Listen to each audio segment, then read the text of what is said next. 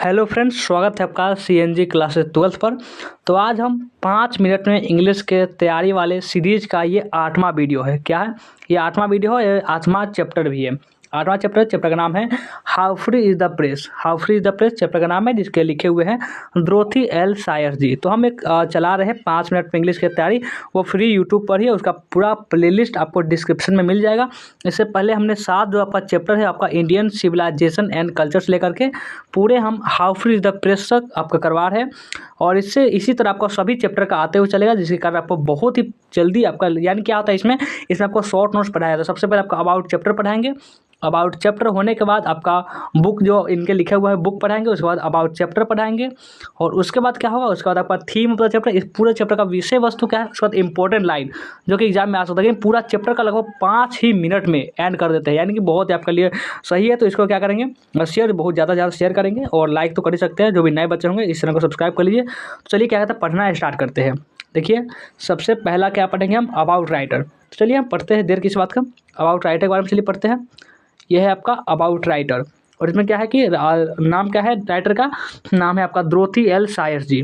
और belong to कहाँ के रहने वाली है, तो ये इंग्लैंड की रहने वाली है, इंग्लैंड की। और she was the first lady graduate of Oxford university.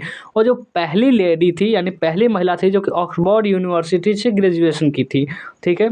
और फेमस फॉर, प्रसिद्ध किसके लिए है, तो ये आपका डिटेक्टिव फिक्शन के लिए प्रसिद्ध है। ये आपका ऑब्जेक्टिव जो प्रश्न है इसमें आपको आ सकता है एमसीक्यू प्रश्न में। तो थोड़ा सा इस पर आपको ध्यान देने वाली बातें हैं, एमसीक्यू प्रश्न में ये आ सकता है।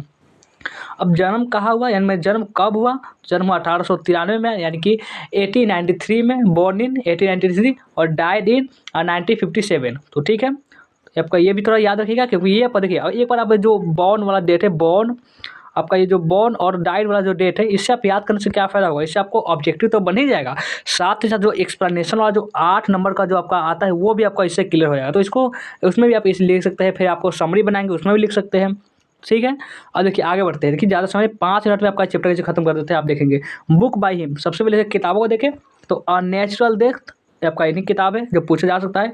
9 टेलर्स, गॉडी नाइट, ये सब जो है किताबें हैं किनका, ड्रोथी एल सायर्स जी का, इनका, ठीक है। और देखिए अबाउट चैप्टर, अब चैप्टर के बारे में पढ़ते हैं, इन चैप्टर के बारे में पढ़ते हैं। तो नाम क्या है चैप्टर का, how free is the press. Press जो है वो कितना स्वतंत्र है।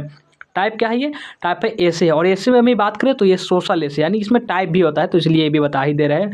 आगे देखिए थीम ऑफ द चैप्टर, इस चैप्टर का पूरा विषय वस्तु क्या है, क्या चीज़ के बारे में बात किया गया है, चलिए उसको देखते हैं। इन दिस एसे, इस ऐसे में she has talked about the misuse of freedom of press, the misrepresentation of fact, censorship and many more except related to press. यानी कि इसमें क्या हुआ है कि न्यूज़पेपर कितना स्वतंत्र है, उसको कैसे चीज़ों को तोड़ मरोड़ कर पेश किया जाता है, यानी कि गलत व्यवहार प्रेजेंट किया जाता है, तो उसके बारे में इसमें लिखे हुए हैं आपका ड्रोथी एल सायर जी। तो चलिए ये भी आप समझ गए कि इसमें बारे में बात किया गया, तो न्यूज़पेपर के बारे में पूरा आपको बात किया गया। एक और बात है, इस चैप्टर को आप पढ़ लेंगे तो जब आपका एग्जाम में अगर न्यूज़पेपर ऐसे भी आता है तो बहुत ही ईजी तरीके से आप लिख लेंगे। और इंपॉर्टेंट लाइन की बात करिए, इंपॉर्टेंट लाइन तो द सेंटर, देखिए इंपॉर्टेंट लाइन आपका ये ऑब्जेक्टिव में ज़्यादा आएगा और ऑब्जेक्टिव साथ आएगा, लेकिन इसी में से आपका एक लाइन दे देगा और बोलेगा इसका एक्सप्लेनेशन करने के लिए, तो ये एक्सप्लेनेशन में भी काम आएगा। तो चलिए देखते हैं इंपॉर्टेंट लाइन, जो कि आपको ये ध्यान रखना है। The central doctrine of democracy is that the state is the servant of the people। दूसरा लाइन है, Dorothy L Sayer says that press is not free everywhere. जो इसमें कहा जा रहा है जो प्रेस जो है वो न्यूज़पेपर जो है वो कहीं भी फ्री नहीं है।